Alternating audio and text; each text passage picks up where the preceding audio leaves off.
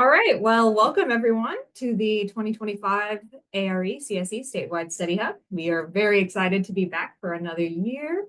For those of you who participated last year, welcome back. We are excited to study together again, and to the new members, welcome, and we hope that you find this to be a good resource for you on your journey to licensure.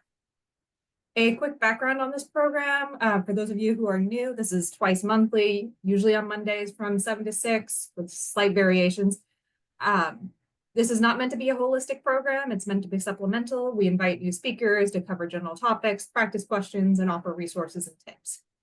If you would like to participate in something in person, please check out your local chapters. If they don't have anything going on, make your interest known to them. A lot of times they don't have something going on because they don't know that people want to do it. So definitely that. And then if you guys are looking for something a little bit more in depth, there are tons of programs out there, and we have speakers from a lot of them, like Mike, who come in and you can kind of ask questions and see if you like them. There's really no bad method to studying, so it's just finding which one works best for you. A few quick housekeeping reminders before we get started. Please only unmute when called on by a moderator. You can leave questions in the chat box. Please keep questions relevant to the topic at hand, and do not ask questions or share information that would violate NCARB's ARE candidate agreement. And finally, AIA California strongly encourages attendees to be constructive in their comments and questions to the presenters and to one another to ensure that we have a session that is productive in an environment that is a positive learning experience for everyone. I want to say a quick congratulations to all these people who have taken exams recently. It is always exciting. So if I don't have your name on this list, drop it down into the chat below.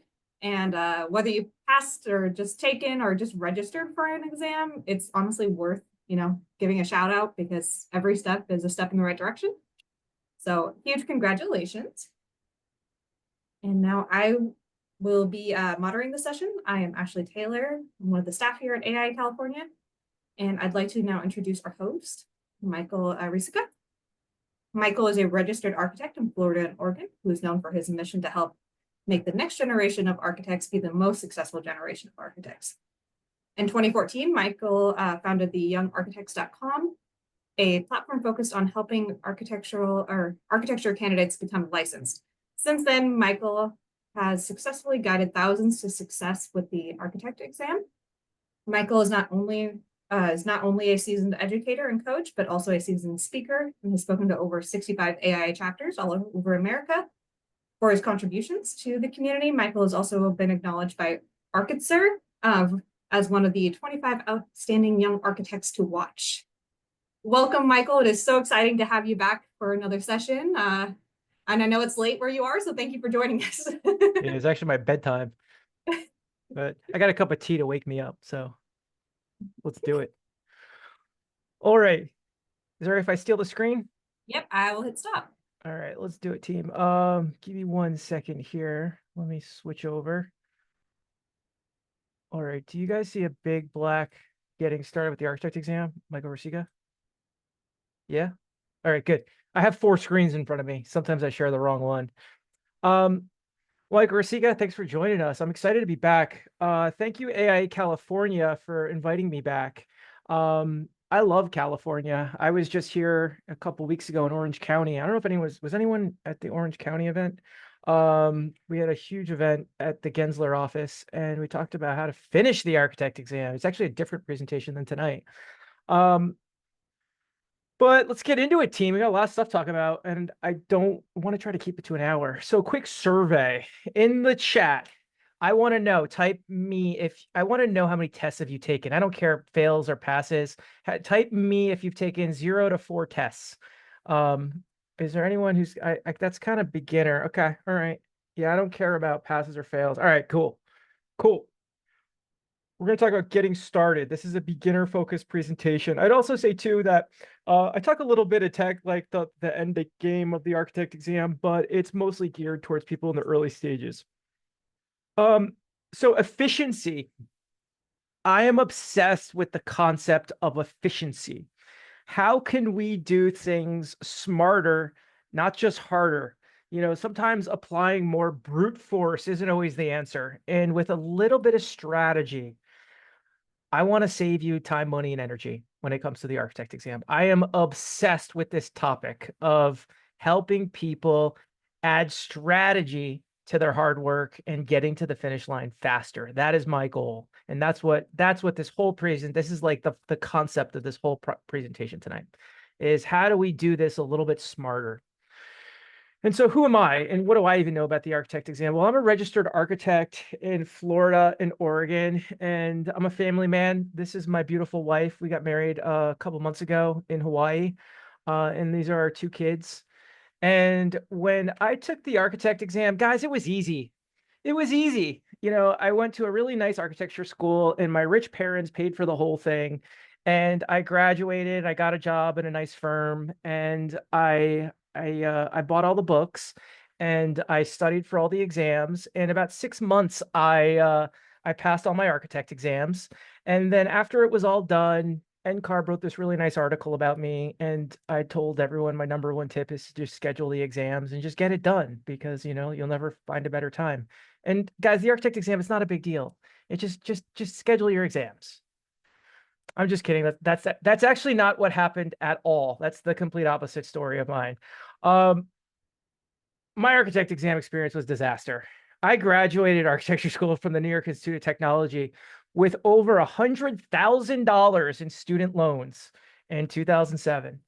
And after I graduated, I got really, really depressed. I moved from the East Coast to the West Coast to Portland, and I just got really depressed. I got a job in a firm and I didn't know anyone in the city for I felt like forever I was surrounded by groups and groups of people. And suddenly I was pushing paper in this architecture office. And all I wanted in the world was to just go back to architecture school. Just keep doing design projects. That was kind of all I knew at that point in my life. And it was actually one of my professors kind of slapped some sense into me one day. And he says, like, dude, why do you want to keep paying these institutions? You already have more student loans than you can afford. And why don't you get your architecture license and start making money with architecture and construction? And then boom, that conversation changed the rest of my life. And I said, you know what? I'm going to treat the architect exam like it's a poor man's graduate school. And I would read these feel-good articles from NCARB and the AIA that led me to believe the architect exam was no big deal. Look at this guy. He passed all his exams in 6 months and he's got 4 kids and he's a busy man. And there was this kid that just graduated architecture school. He had never worked in a firm. He spent 6 weeks and he passed all his exams the very first try. What's the big deal? And so I thought the architect exams I thought this was like a 200-hour project. I thought if everyone's doing it in 6 months, worst case, 9 months, if I screw it up. And you know what ended up happening was, guys, it took me 4.5 years to pass all my exams. And what I thought was a 200-hour project turned into an 1,800-hour project. This was almost 10 times more work than I originally thought it was. And what was weird and I seriously almost gave up multiple times in the middle of the process, but I succeeded. I got the damn architecture license, for crying out loud.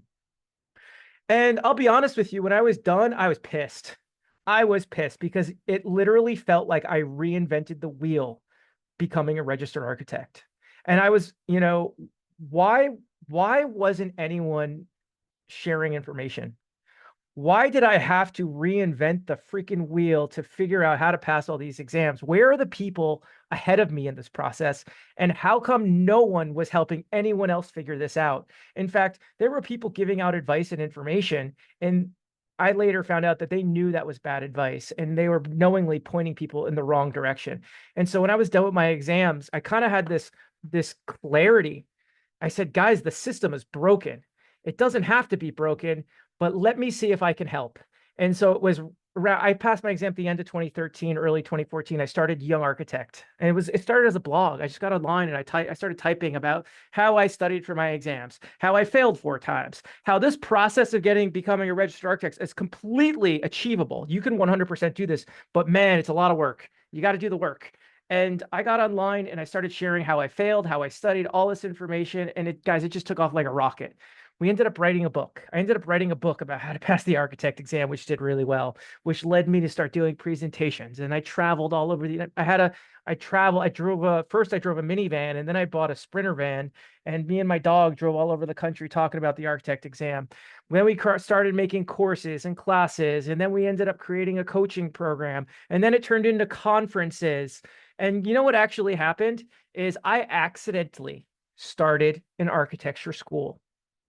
And in 2025, we have now had over 15,000 students cross through the doors of our online architecture school at Young Architect.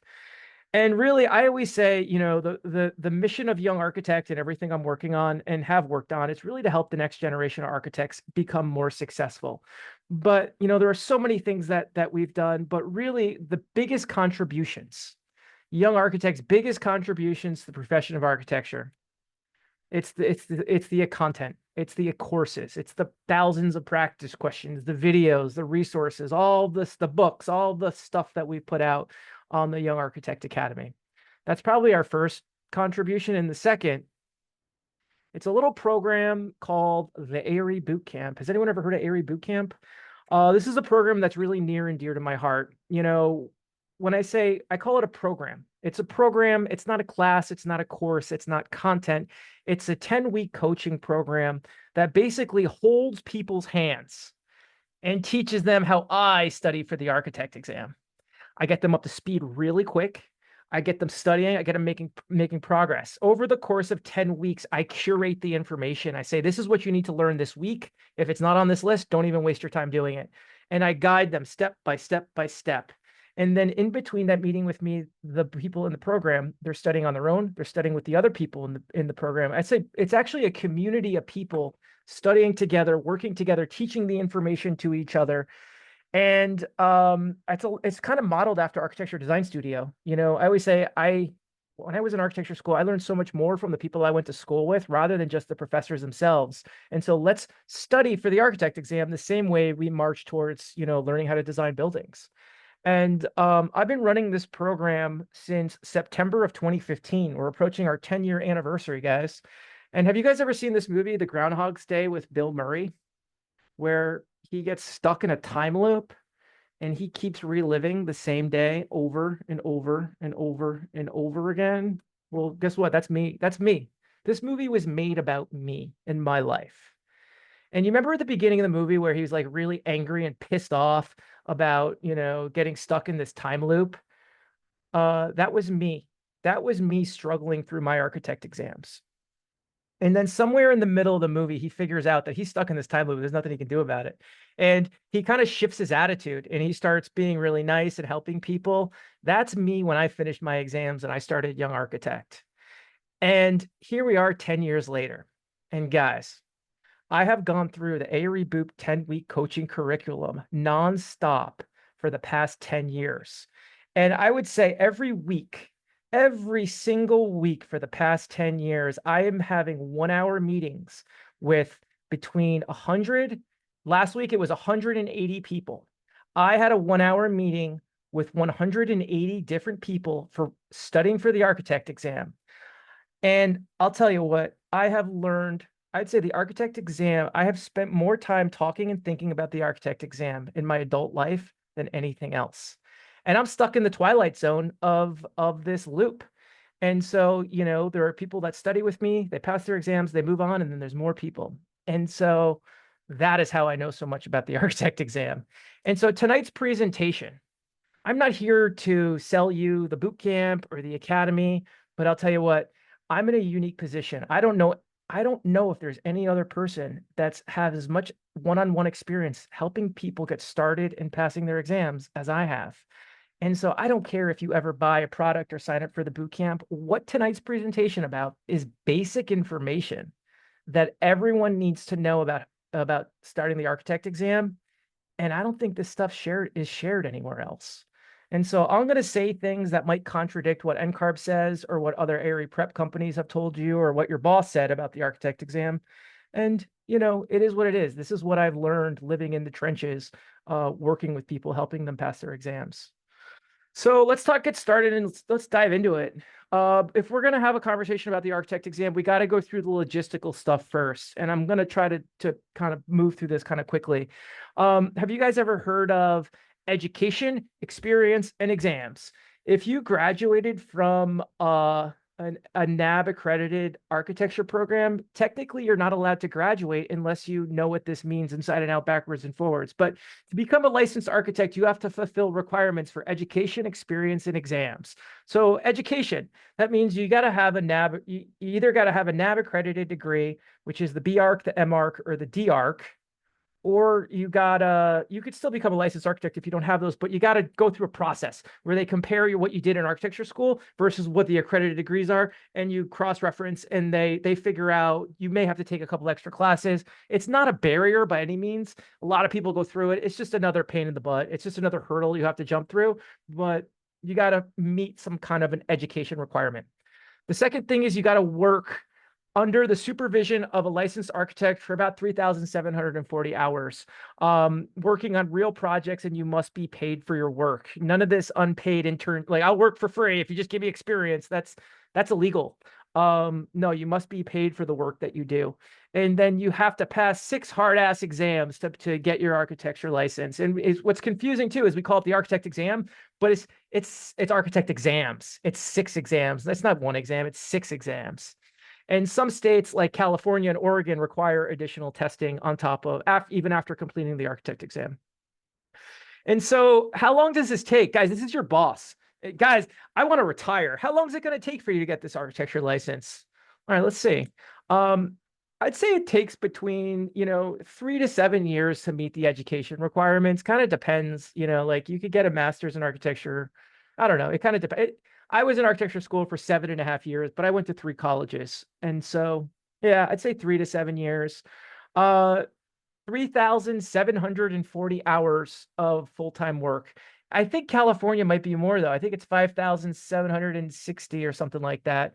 But about 2 years of working full-time. The experience hour is not a big deal because you could not get this work done while you're studying for your exams.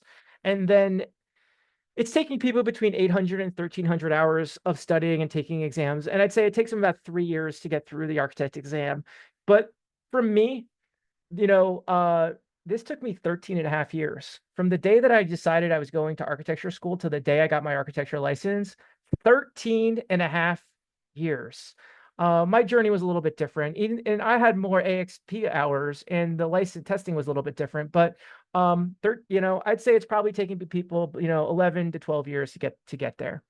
Hey, look at this. One of the things I wanted to point out is the exam requirements. 800 to 1,300 hours of studying and taking exams.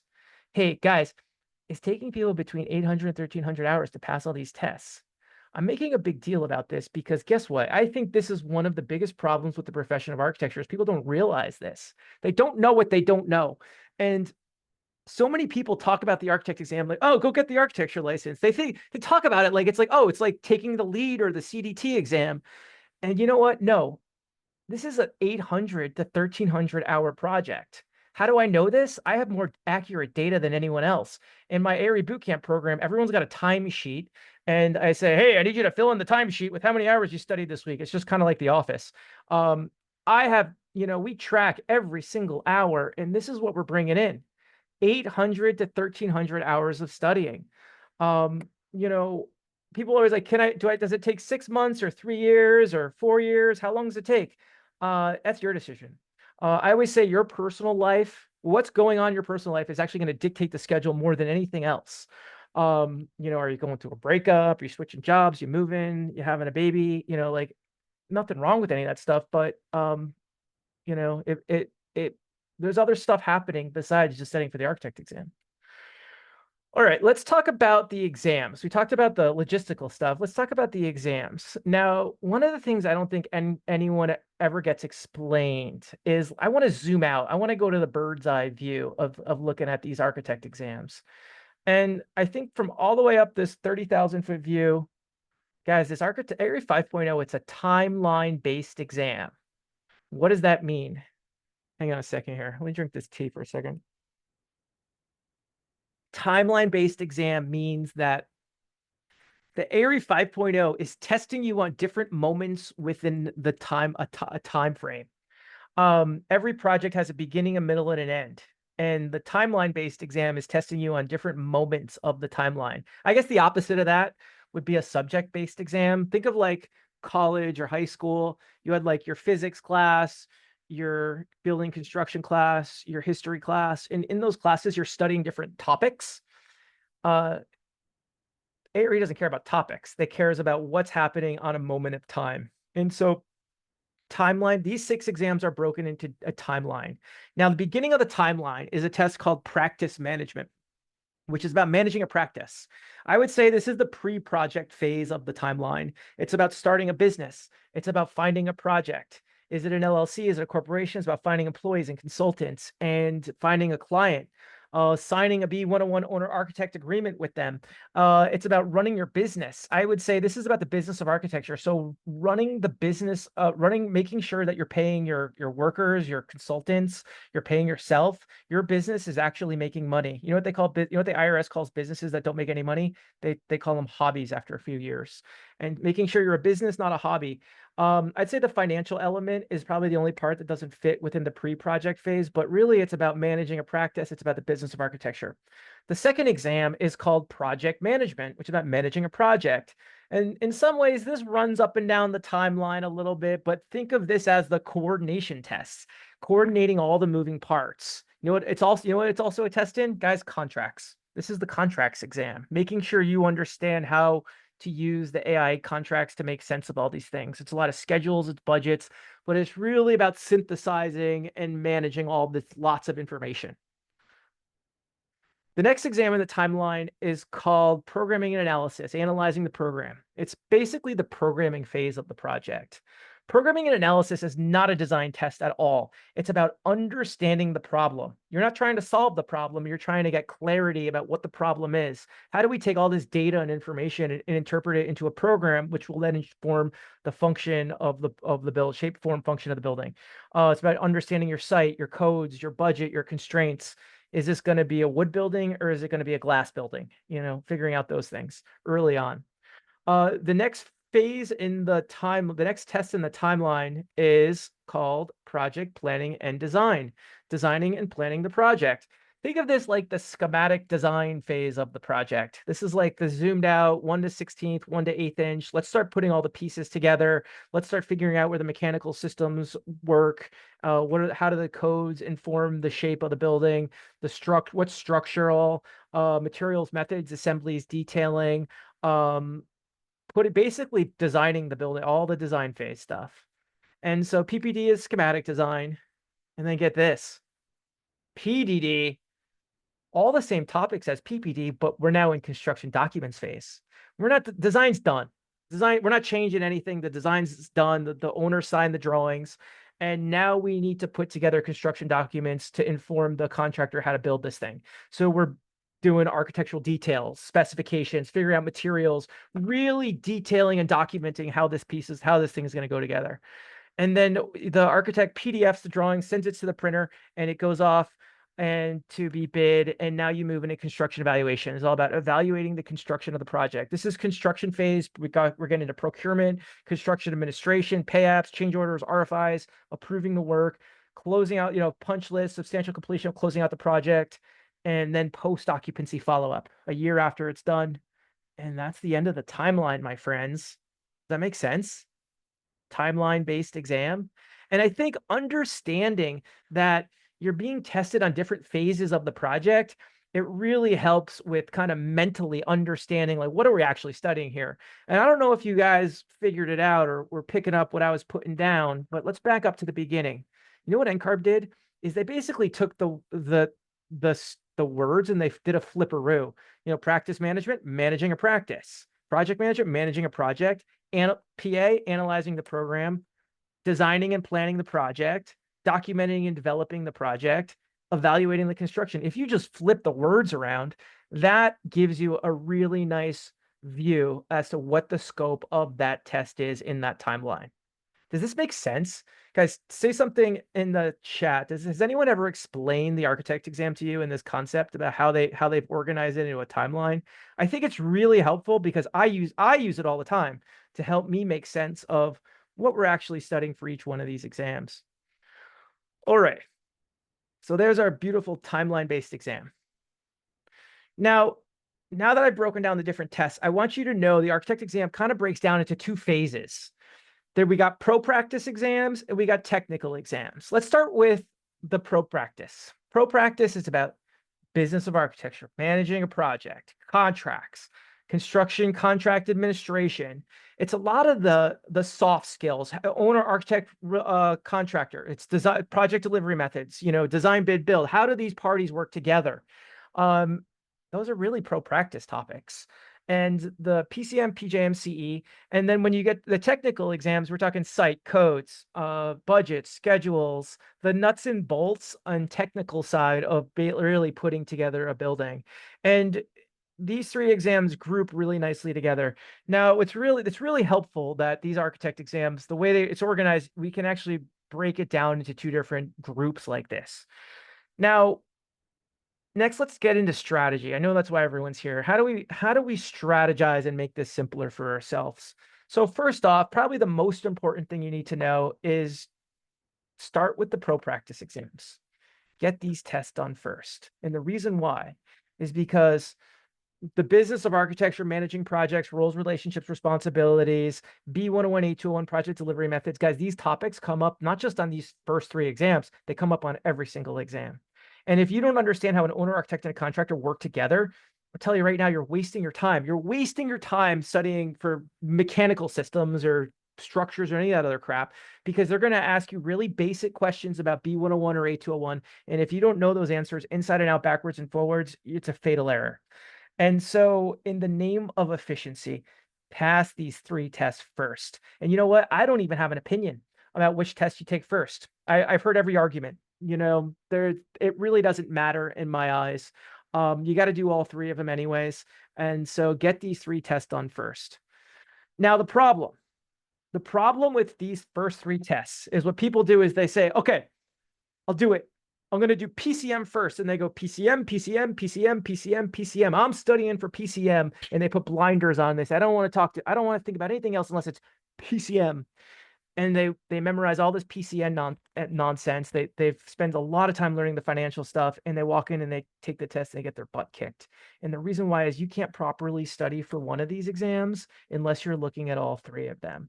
The business of architecture, managing a project, and construction contract administration, these three exams are completely intertwined with each other. And the problem people have is they're looking at one of these exams with a magnifying glass and they're not seeing the bigger picture. The analogy I always use is, let's say we're going to design a brand new building on an empty site. Do we start the project by worrying about window sections and carpet tiles and paint finishes? No. We figure out the shape of the building and what's allowable. And as we start to solve problems, we work our way in towards the details. And that's the way you should be studying for the architect exam. Now, what we do in my ARE Bootcamp program is for the first half of the program, we zoom out, we see the bigger picture. We study ethics, standard of care, project manual, specs, historic preservation, owner, architect, contractor, roles, relationships, responsibilities, construction docs, procurement, consultants, codes, B101, A201, and project delivery methods. And that keeps them busy for the first half of the program. And then after we've nailed down all that foundational stuff that comes up on all three of these exams, then I have them pick a test. And then we pull out the magnifying glass and start zooming into the details. And it makes everything just move so much more efficiently and so much easier. Now, let me tell you a little secret here. You see here on my slides, I got the B101, the A201, the project delivery methods in all caps and all bold. Here's the deal. Each one of these exams references these three topics. And if you want to make this easier for yourself, I would really take the time and make an investment in learning how the B101, A201, and project delivery methods work. What does that even mean? B101 is the contract and owner and architect sign with each other. The A201 general conditions, I always think of it like the ground rules of the construction project. When something happens that was not a part of the plan, what do you do?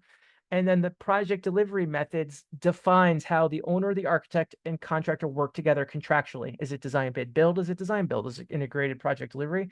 And knowing the differences between the project delivery methods is a huge part of understanding how to answer the architect exam questions. And so nail this stuff down first before you start getting into the details of what makes up each exam. And I'm going to talk more about how to nail down the big picture first in a little bit. But yeah, that's my strategy. See the big picture first and work your way into the details. And then remember when I said 65, 70% of this stuff's the same topics? Well, wouldn't it make sense to just study for all three of these exams all at the same time? Yeah, that might make sense. And that's what I'm recommending. But I'll tell you what, in the name of efficiency, if the goal is to do this quickly and efficiently, do them one at a time. Do them one at a time and focus on doing a really good job. And here's the nice thing is you can knock off PcM, knock off PjM, knock off CE. But if you're going to do them all at once, and now instead of studying this much information, now you need to study this much information. And instead of really mastering the details of what makes up each one of these exams, you're diluting the whole process. And it makes it really hard to master any of this stuff when you add more and more and more to your plate. And so if the goal is to do this quickly and more efficiently, do them one at a time. I see people make this mistake over and over again. I beg them, say, please, please don't study for 3 exams all at once. Just do them one at a time. There's no advantage. It's not going to work, and it doesn't work. Trust me. You'll get there faster. All right, let's talk about technical. I remember I said this is a beginner, but let me tell you how to navigate through the technical. So let's pretend you passed your PcM, your PjM, your CE exams. Boom. Now I'd say move into PA. PA, in my opinion, is the hardest test at all 6 of them. Yep, it's a monster. And it looks like the friendliest. When you zoom out and look at what it is, it seems to be the friendliest test, but no, it's not. It's the hardest. It's a very wordy exam. The scope's all over the place. It's very poorly written. And so here's the deal. Study for PA. And when you get to PA, you're actually starting over from scratch. You know, PcM, PjM, CE all build off of each other. When you get to PA, you're back down here. You're starting over from scratch. Now, I recommend studying your ass off, being super diligent, going above and beyond, really getting into the details of it, doing the work, but give PA an honest shot. And if you pass it, great. And if not, move on to PPD and PDD and make PA your last exam. Here's why, is PA is a beautiful warm-up for the PPD and PDD exams. There's a lot of stuff on PPD and PDD that is also on the PA exam. Now, the problem with PPD and PDD, and we're going to talk about it in a second, is the scope is so big. If you could really do a good job of studying for PA, it'll allow you to take scope off of your plate and focus more on the PPD and PDD stuff. So study for PA. If you don't get it, make it your last exam. Now let's talk PPD and PDD. These 2 tests are monsters. I always say they are each one of them is 6 exams disguised as 1 exam. It's a structures exam. It's a building systems exam. It's a codes exam. It's a materials, methods, assemblies, detailing exam. It's a site exam. It's a pro practice exam. It's 6 exams disguised as 1 exam. And the problem with these tests is the scope is absolutely huge. And I've been saying this since the very beginning, is everyone's failing PPD and PDDs because they're studying for PPD and PDD. Break it down into baby steps. Since the scope is so huge, let go of the test and start by focusing on the topics. In my technical ARE bootcamp program, we basically first thing we do is we do a survey. What the hell is the scope of this test? And then from there, we push everything aside and we spend a couple of weeks focusing exclusively on building systems, mechanical, electrical, plumbing, acoustics. We isolate that topic and really get to the heart of it. Then we do the same thing with structures. Then we do the same thing with materials, methods, assemblies, detailing, construction stuff. And code, we actually incorporate code into everything that we look at every step of the way. And when you can isolate these topics, I'll tell you what, if you don't understand how mechanical systems work, it doesn't matter if you're studying for PPD and PDD. You should be studying how mechanical systems work first and then work your way back into the test. And so start with learning the topics first, and putting the pieces back together for the exam will go so much easier for you. And so that's the strategy there. In a minute, when we talk about studying, I'm going to talk about how to break down and make sense of the understanding the scope and putting all the pieces together. So Yes, guys, does this make sense? Does that strategy make sense before I move on? Any questions on that? Is that clear? Like, and I'd say probably the most important thing is just get the pro practice exams done first.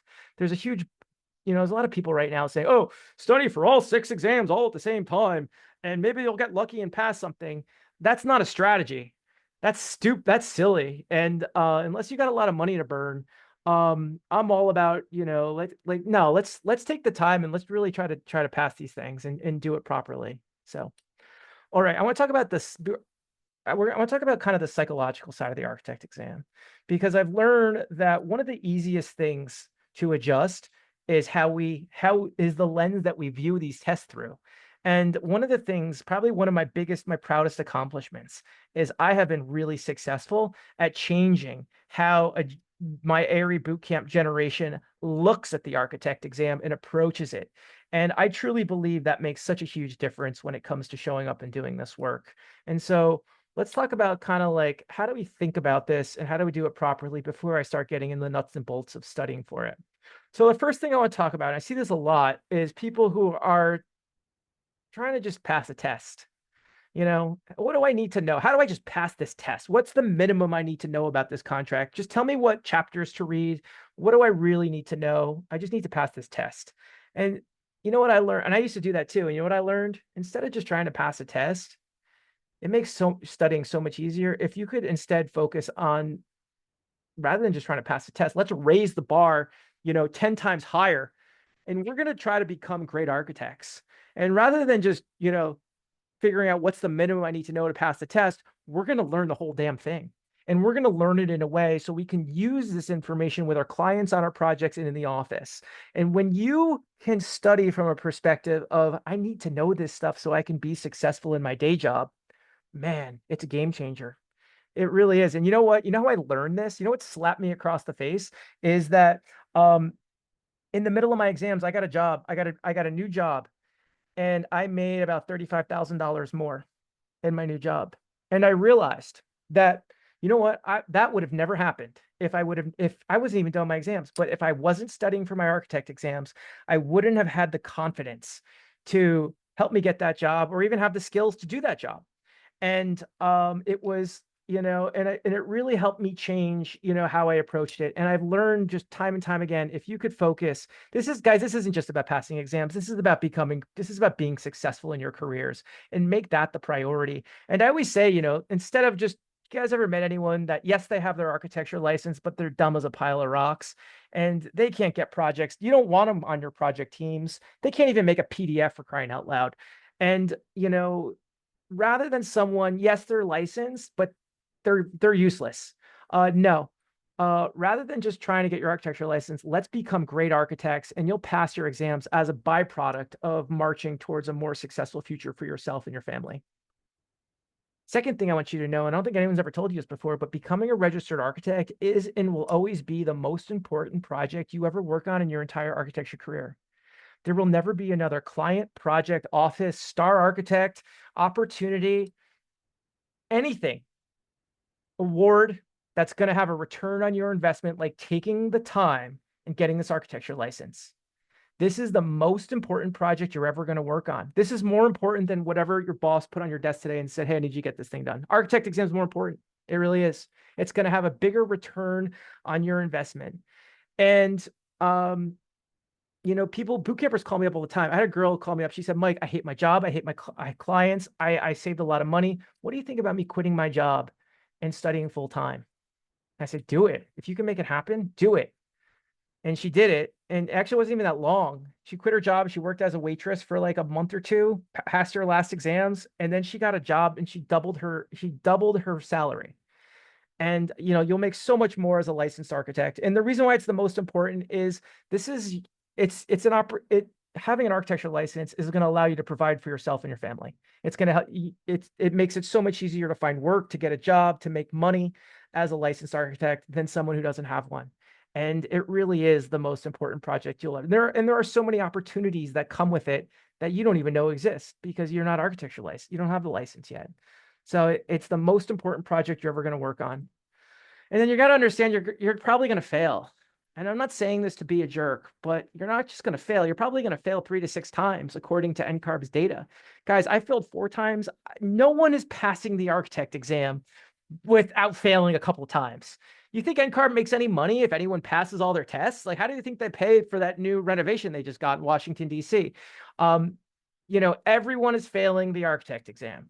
And it's a part of the process. No matter how hard you study, I see it every day. People who are very well prepared to pass these exams. They show up, they take the test, the computer crashes, and then they find out they didn't pass. And they go, that's insane. I knew every question. I knew the answer to every question on the exam. Well, you got to take it again. This is the game that we're playing here. The rules aren't fair. The odds are stacked against you, but you know what? You can achieve this goal. You just got to be willing to fight for it. But here's the deal too.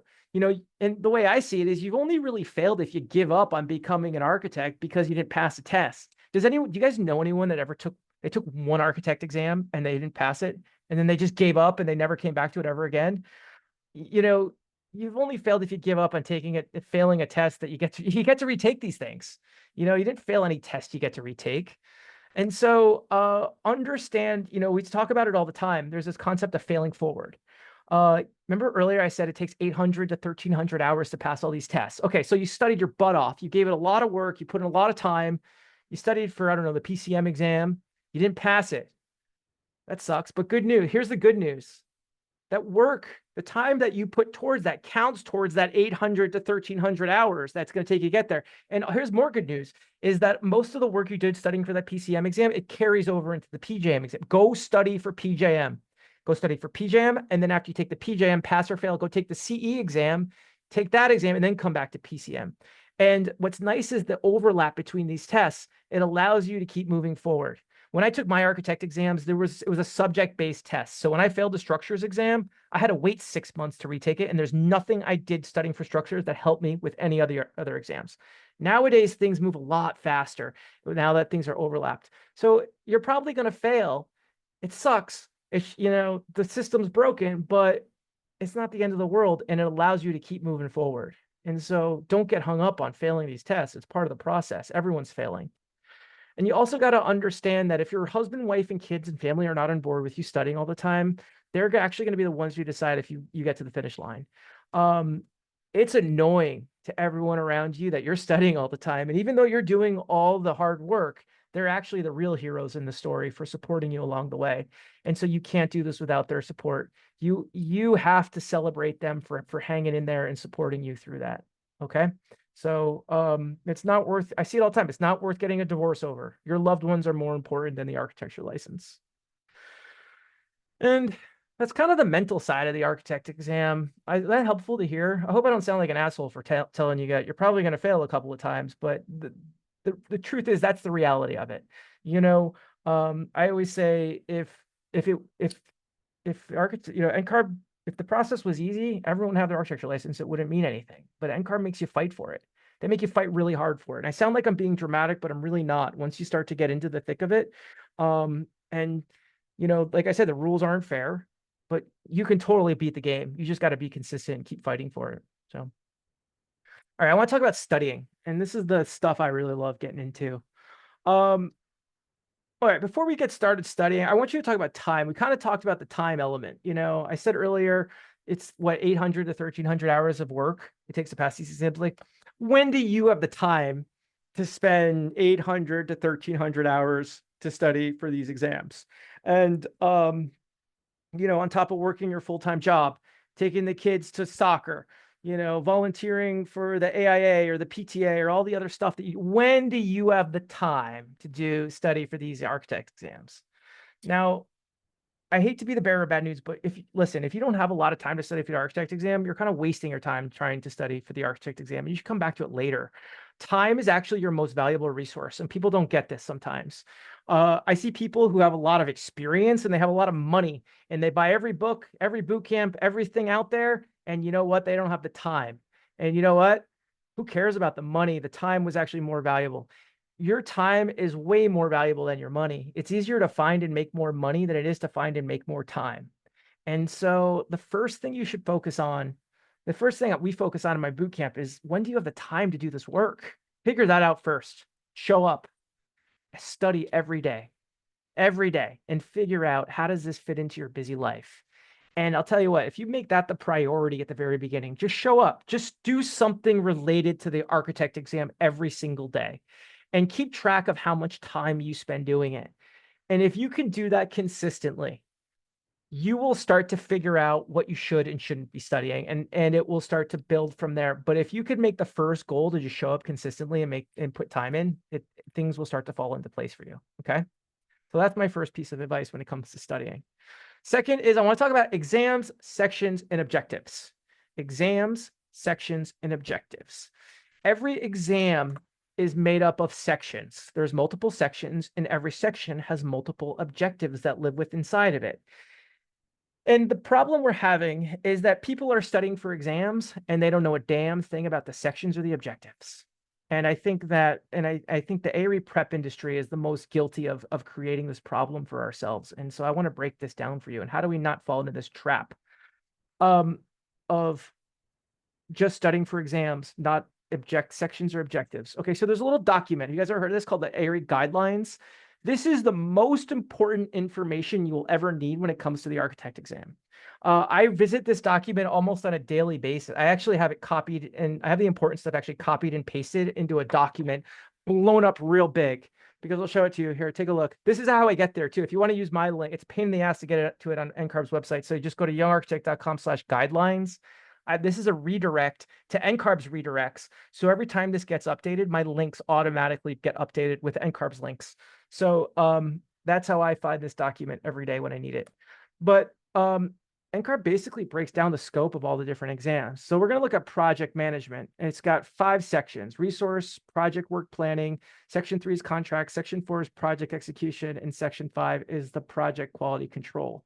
Now, if you zoom in even more to each one of these sections, I think we're going to zoom into Section 3, you start to see the objectives that make up Section 3.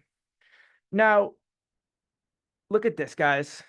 These objectives, this is the most important information that NCARB will ever give you about how to study for the architect exam. And look what they do. They use a really small, thin font, and they make it really hard to read. And NCARB is not the only one guilty of this. You know who's actually worse? Is the California Architect Board. When I was trying to study for the California exam, I was like, what do I need to study? And I pulled up the scope of the knowledge and task statements, and they put it in like this light blue, extremely small font, and they make it really difficult to read. And NCARB does the same thing, but I'm going to zoom in and we're going to make this billboard size. So let's look at section objective 3.1. Evaluate and verify the adherence to the owner-architect agreement. This is the scope of PjM exam. So AI document B101 is the primary document this relationship. With a clear understanding of each article, you should be able to differentiate between the basic, supplemental, additional services. Guys, you know what? You know how NCARB writes their questions? Let's reverse engineer it. The way NCARB writes their questions is all the old guys, all the old white guys get together and they put on their bow ties and top hats, and they get together and they say, all right, let's write some practice. Let's write some ARE questions for objective 3.1. And they go to objective 3.1 and they read it and they go, okay, with a clear understanding of each article, you better know each article. You should be able to differentiate between the basic, supplemental, and additional services. I will guarantee, I will bet $1,000 that there's questions on that PjM exam about understanding the difference between basic, supplemental, and additional services. And then determine the requisite billing for each phase. Billing for each phase and recognizing when a phase is completed. You're probably going to see questions about understanding when, how do we bill for the, schematic design phase of the project. You will need to select the appropriate delivery method based on standard contract. Here we go, back to the project delivery methods. Guys, this is how NCARB writes the questions. And I always say, if you're not studying NCARB's objectives, you're not studying for the architect exam. This is the most valuable information you'll ever need when it comes to properly understanding what do you need to know to pass these tests. Let's look at another one. Let's look at, this is 1.2 from PPD. It says, determine the size of mechanical, electrical, and plumbing systems components to meet the project goals. That's right there. Determine the size of mechanical components, electrical components, plumbing components. Okay, how big are the pipes? You will need to identify and develop mechanical plumbing systems based on the system type, requirements, programmatic requirements, and other factors. This may include tasks such as calculating the size of the components, determining lighting layout, and incorporating renewable energy systems into a design. Oh my God, there is, guys, it would take me 25, 30 hours to figure out, to learn all this stuff. There's a lot to unpack here. And I don't think they could make it any more simpler as to what do you need to know to answer these questions. So you're not studying for the if you're not studying objectives, you're not studying for the architect exam. This is such valuable information. Now, what do you do with it? Always think in terms of objectives. You should be memorizing these objectives and going in the sections and knowing them inside and out, backwards and forwards, and reading them every day. And you know what we actually do in the boot camp is we don't just read them. I actually have everyone, we copy and paste them out of the handbook, and we put them in a document and we blow them up real big, make the letters real big, and then we start writing about how much do we know about each one of these things, and we start writing in our own words. And if it's about this, it's about this, and we start building and building and building, and we get it out of NCARB's words and we put it in our own words. And when you start rewriting these objectives in your own words and thinking in terms of objectives, it makes it so much easier to guide yourself and really point yourself in the right direction with what you need to know. All right? Objectives are huge. If you're not studying these objectives, you're not studying for the architect exam. Now, when it comes to advocating for yourself, no one else is going to figure out these objectives. If you know, your number one job is to understand these objectives, and that's going to help you figure out what is and isn't important. Versus, here's the opposite, sitting on the couch and saying, oh, I'll just let these ARE prep companies tell me what I need to know for this exam and let them tell me all this stuff and teach it to me. Dead. You're dead on arrival. That doesn't get you there. So make it your job. Really take the time and do this work and figure out these objectives. And I'm telling you right now, it's going to save you time, money, and energy when it comes to taking these architect exams. It's your job. Now let's talk about study materials. Guys, for the first 3 exams, Pro Practice, the Architect's Handbook of Professional Practice, the Project Delivery Practice Guide, and the AIA contracts, the B101, the A201. This will get you through 90% of what you need to study for these first 3 exams. Yeah, there's a couple of other things, but this is 90% of the study materials. And these should be your main resources. This is use cross-referencing your objectives. This will get you through 90% of it, is these 3 things for the pro practice exams. Technical exams, boom. The list is a little bit longer. I'd say this is probably 85 to 90% of that will get you through the PPD and PDD. PA, I don't have a slide for PA. PA is a little bit different, but yeah, this is 90% of PPD and PDD. All the other ARE prep content, all the other, publishers, the videos, the firm program stuff, that's all secondary. If you're not using these as your main resource, you're making it harder. NCARB wrote the questions for the first 3 tests right out of this book. It drives me nuts when people are like, oh, I don't want to read that book. Why not? Like, you're gonna take that test and know exactly what they were looking at when they wrote that question. So it makes it so much easier just using the books they use to write the questions. All right, cross-training. You guys know what cross-training is? I'm training for a half marathon right now. And so what does that mean? How do you train for a half marathon? You do a lot of running. And but there's more to it than that. There's like, I try to eat right. I'm trying to lose like 10 pounds. I stretch, I go to yoga. I lift weights a couple times a week, and I try to get a lot of good sleep. It's not just running all the time. And studying for the architect exam is kind of the same thing. How do you pass the architect exam? Well, you do a lot of studying, but there's other stuff that comes with it as well. Studying is not just reading textbooks. One of the biggest problems we used to have is people would get they'd buy one of the ARE prep books. It looks like a phone book. It's like 3 inches thick, and they would just read, and then they get to the test, and the test asks them which of the following is the right answer, and their heads would just explode. And it's not just reading. That's all information input. The problem we have now is people, they buy these expensive ARE prep subscriptions, spend hundreds of dollars every month, and they think that they could just sit on the couch and watch these videos like it's Netflix and walk in and pass a test. And it doesn't work that way. Listen, if you're not practicing how to recall this information, you're kind of wasting your time. All NCARB is testing is your ability to read the question, think about it, and choose the right answer. That's it. And practice questions, lots of them, lots and lots and lots and lots of practice questions. That's what you should be trying to get your hands on, every single practice question you can get your hands on. Now I'll tell you right now, if anyone asks me, Mike, who has the best practice questions? I'm biased, man. I'm gonna say mine. Mine have the best practice questions. But you know what? You know what your attitude should be is I don't care what Mike says. I'm gonna just do every single practice question I can get my hands on and do everything and everything. That's what you should be studying. Learning contracts. Contracts are so abstract and vague. You need situations and scenarios to help you figure it out. So that's where practice questions come right back to, is you practice questions will help you learn the contracts. You can't really learn them without a situation or a scenario to apply the knowledge to. So flashcards. I don't know about you guys, but I went to architecture school and I like to draw and build models and work with my hands. I'm very tactile. So I used to make index cards. I had like these insane piles. And since everything's question and answer, what is this thing? That's what it means. And I had everything was index cards. And I would just have so many index cards and I would just index card everything. It was a disaster, but it worked and it helped me pass my exams. Scraping YouTube.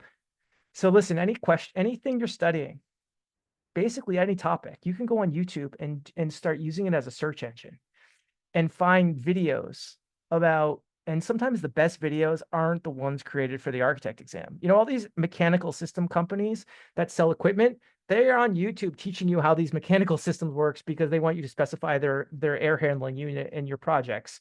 And so there's a lot of really good educational content for the architect exam on YouTube. Like that's another thing too, is like, why is everyone spending hundreds of dollars a month on these videos when if you know what you're looking for, you could find just as much or better information for free on YouTube.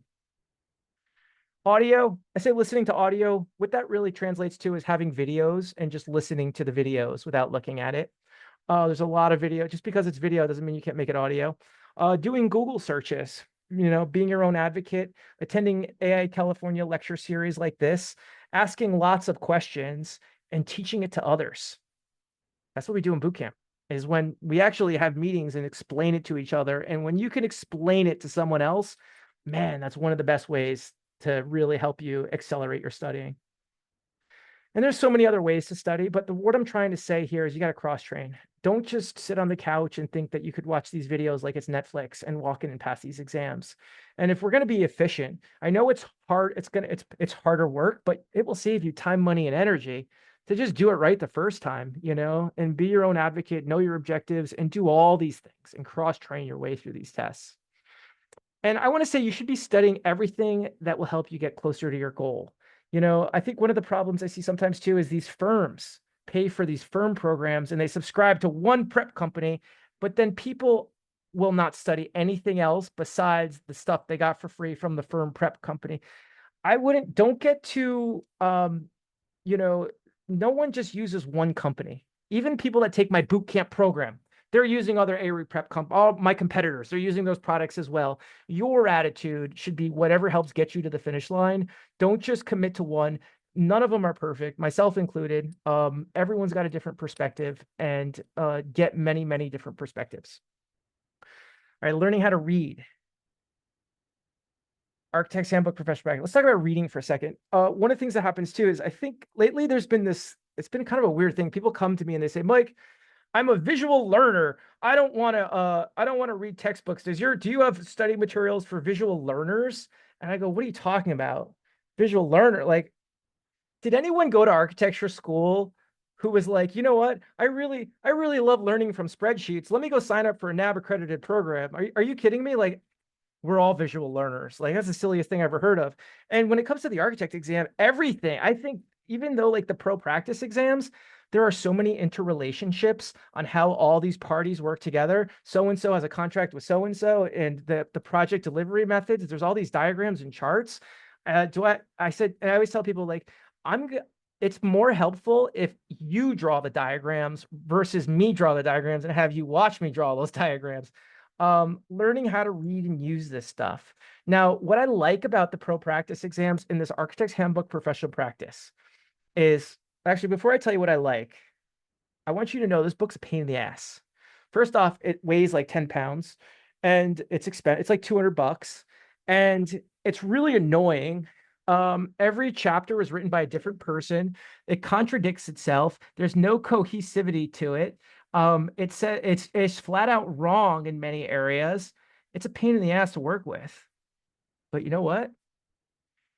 They use this book to write the test. So why not use it? And what I actually like about it is that, yeah, it's a pain in the ass, but if you could figure out how to use those objectives and how to use this book to find what's important and study for these exams, that, my friends, is the skills you really need for the technical exams. Yeah, it's a pain in the ass and it feels like hard work now, but you're actually laying the groundwork to make things easier for you when you get to the technical exams. Because you know what? Here's the deal. There's so much information that we need to be responsible for. We need to use the textbooks. Yeah, it's great. There's all these videos and animations on YouTube and all those other places, but you know what?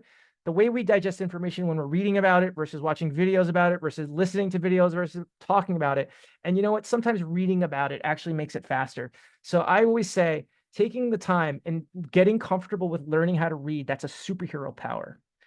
It's like playing the piano. Everyone sucks when they first get started, but the more you do it, the faster it gets and the easier it gets. And so don't get discouraged. Just hang in there with the readings. I know it's a pain in the butt, but it will get easier. And trust me, you're actually speeding things up by doing it right the first time. And then I think plan on overstudying. Plan on overstudying for the exams. But no, people are like, no, what are you talking about, Mike? Overstudying's bad. NCARB says just learn the concepts. You know, if you overstudy, you're going to forget what you learned. And I say BS. If you're worried about forgetting what you learned because you spent too much time studying it, then guess what? You didn't really learn in the first place. Overstudy. Give it at least 100 to 200 hours as a rule of thumb for the first couple exams. Focus on learning the knowledge. You know, let's become great architects, not just bozos that pass the test. Let's try to learn this information so we can make money with it and be successful. And then here's my last tip is study with your friends and make it fun, for crying out loud. You know, you might be studying for PcM and someone else in the office is studying for PjM and someone else is studying for CE. Guess what?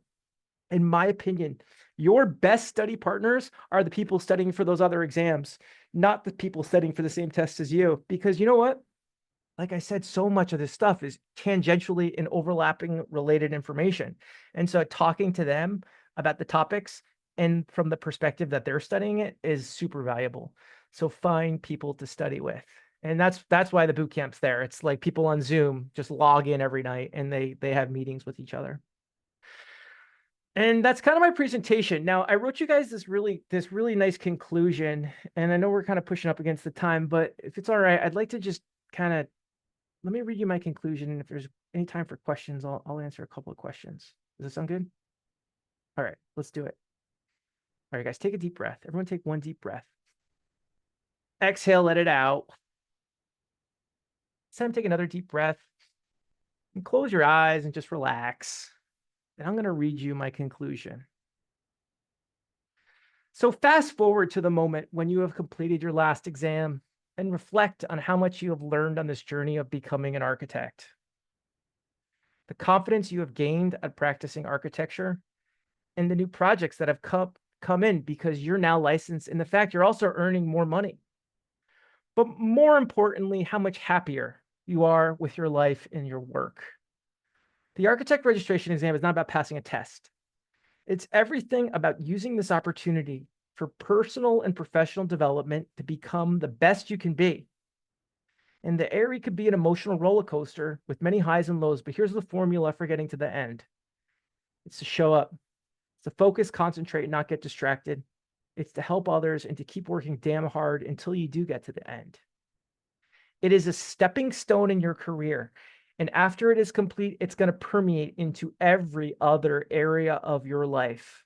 You can do this. We can do this. Let's take one more deep breath. Exhale. You can let it out. Everyone open your eyes. And here's my last slide. You guys are invited to come join us at the Young Architect Academy. We've got courses and questions and practice questions and videos and resources and boot camps. And there's a million things going on. Even CDT stuff. I don't know. We just built a brand new website. We even have a brand new homepage. We just launched it last week. So check it out, academy.youngarchitect.com. And that's what I got, my friends. I hope that was helpful. Guys, say something in the chat. Is anyone here? You guys still with me? Was this helpful? Any questions? I did see one question where it was asking about the handbook and does it need to be the 15th edition specifically? It does. It does. Yes, the 15th edition. I've heard people say too that oh, just use the student version. And I disagree. That's really bad advice. A couple of years ago, I was like, what's the deal with the student version? And so I cross-referenced, what do we need for the architect exam student version? I got so angry, I ripped up the student version, I threw it in the trash. No, it's not good enough. And then the 15th edition, so every year they update it with every time they've updated it, they change the like the FAA authors, they shift things around. And so the 13th edition might not have much of the content that you're going to be tested on in 5.0.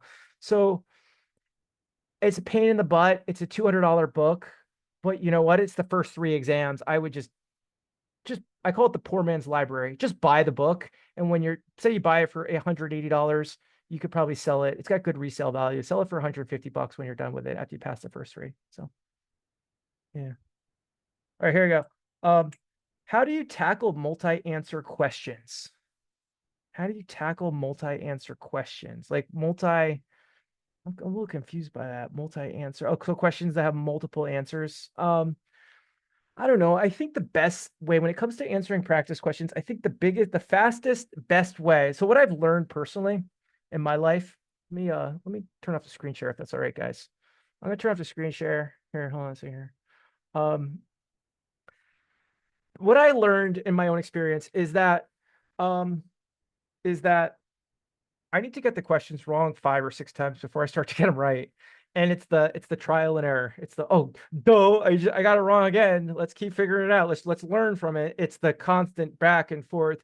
And I think doing, hundreds and thousands of questions before you actually take the exam, it's the back and forth that really sharpens the knife when it comes to answering questions. And I think getting them wrong, I always tell my boot campers, I actually want you to get them wrong. And every time you get a question wrong, I want you to ask, why did I get it wrong? And why did I get it wrong? And try to learn from it and try to get it right next time. And so yeah, I would say just keep practicing answering questions, and every question is a learning opportunity. And it's a good thing. It's a good thing when you get them wrong, because then it helps you kind of find the gaps in your knowledge. So if you look at it from that way, it really launches you towards filling in all those gaps. So yeah, think about it that way. Does Bootcamp cover CSE specifically? We used to. We had a CSE Bootcamp that went on for about 2 or 3 years, and it was actually in the fall of 2024.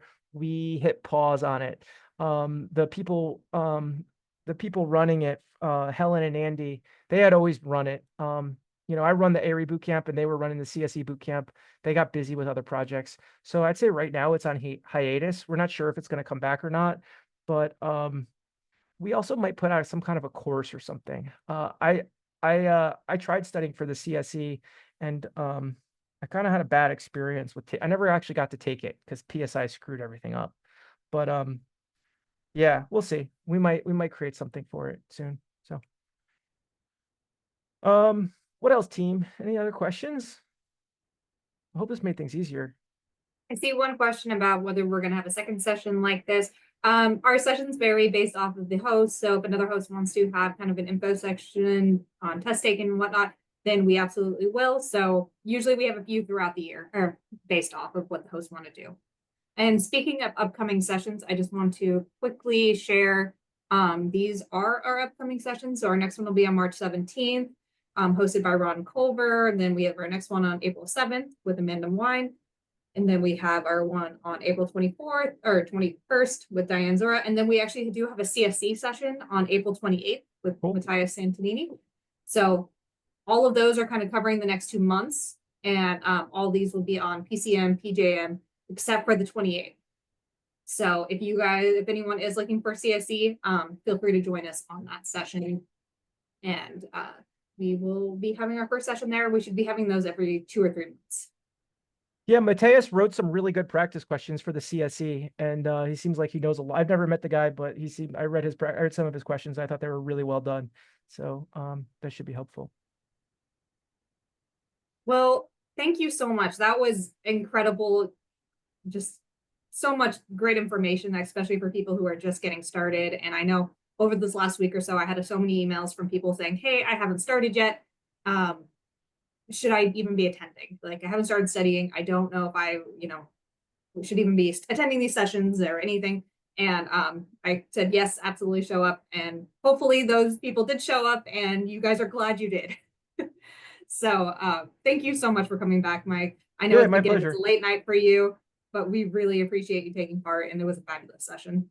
Cool. Awesome. Yeah, let me know if you guys need anything and feel free to reach out. The best way to get in touch with me, if anyone wants to reach out to me, use social media. I'm really bad with email, but yeah, message me on like LinkedIn, Instagram, or Facebook, and you'll get a response. But if you email me, it's kind of a mess. So All right, sounds good. Well, thank you guys for everything, and have a great night, everyone. adios, everyone.